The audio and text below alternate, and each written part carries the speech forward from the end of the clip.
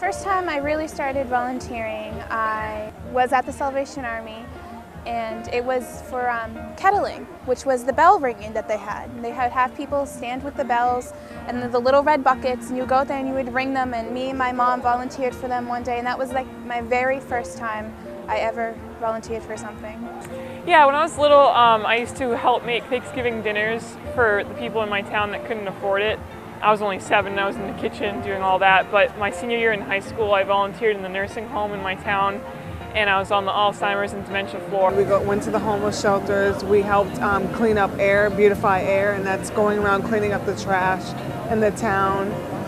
And like when we would go into Boston, we would have like a table, like a stand really, with like all clothes that were donated to the church or food, and we would even make like just a bagged meal, like a peanut butter and jelly even, and the people, they would flock to it, and you wouldn't even think like, oh, it's just a peanut butter and jelly, like that'd be my last choice. And so it is almost a reality check to like make you see how lucky we really are. It was just a part of me when I was growing up, and then once I got into college, I think I was really absorbed with myself, and college is a place where you develop yourself and you grow as an individual. And after that, I felt like I needed to do something different that meant something, because I realized that there's a world that's bigger than me.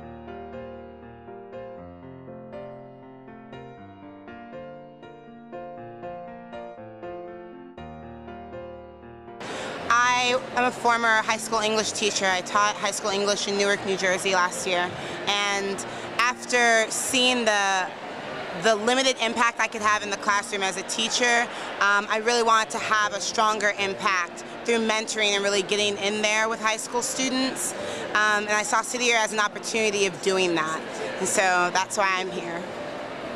I chose City Year because I personally went to both an inner city school and a suburban school, and I saw the difference, and I saw the investment within certain students and not with others.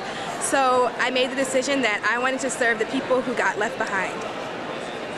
Being able to go to work every day knowing that it's service and not actually work, first of all humbles me as an individual, but also allows me to just view what I'm doing with my time in a completely different way and actually value it a lot more.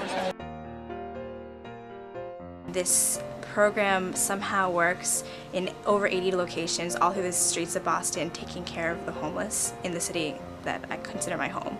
And I've learned an amazing amount about healthcare, which is my field, but also about my own city, about people, and about some incredible struggles. So the experience is something I didn't know existed, and it's been fantastic. I never really was fulfilled by working in the corporate world, and so I decided that I wanted to go to law school, and I said, well, if I want to be a human rights lawyer, but in order for me to really understand the people I serve, I have to be in their life. I have to engage myself in who they are and what they are. And for me to understand what they need, I have to understand that by working around them and working with them. And I thought to myself, I said, well, what are all these homeless people missing? What is the gap between the upper class and lower class? And it really is the access to having knowledge, the access to training, to education, to things like money management. And so I jumped on it and I said, this is going to be perfect. I want other kids to have the chance that I didn't have. Because now I see everywhere it's like violence, what's going on in the world. I want to try to change that in my community.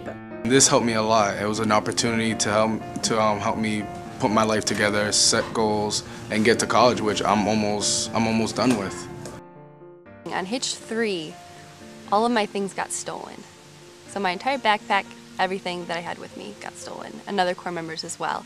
And thinking about it, I have the things that really matter: friendship, people to support me, doing things that I love, and all the material things are just that. I've done some things that I had no idea that I would ever do, like different carpentry things. Or you asked me last year, I would have said I've never run a chainsaw or made a brand new trail or something like that. And it just empowers you to, accept these challenges. I have always viewed myself as having an obligation to make the world better, just because I was born into, kind of a really comfortable life, a really comfortable place full of opportunities. And I think that is common among my generation of people, that they feel like they're stepping in at a really kind of a dire place, like especially, you know, with like the environment and things like that. A lot of things have been, so to speak, screwed up, and it is our responsibility to fix it. I truly believe that we were all put on this planet to not just take care of ourselves and to not just take care of the people closest to us, but to take care of each other, all of humanity.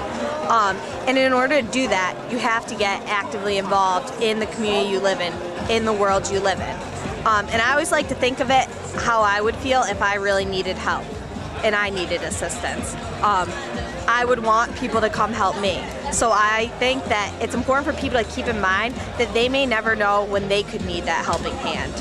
And if they're out there giving that helping hand to other people, you know, it's going to be more likely it's going to be reciprocated back to them.